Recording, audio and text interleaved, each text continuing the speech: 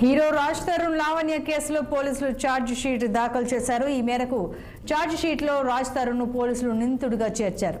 లావణ్య, రాజ్ తరుణ్ ఇద్దరు 10 ఏళ్లు సహజీవనం చేశారని, 10 ఏళ్ల పాటు ఇద్దరు ఒకే ఇంట్లో ఉన్నారని పోలీసులు నిర్ధారించారు. ఈ మేరకు లావణ్య ఇంటి నుంచి దీనికి సంబంధించిన సాక్ష్యాలను తీసుకున్నట్లు తెలుస్తోంది. అయితే ఈ కేసులో హీరో రాజ్ తరుణ్ ముందస్తు బెయిల్ తీసుకున్నట్లు సమాచారం.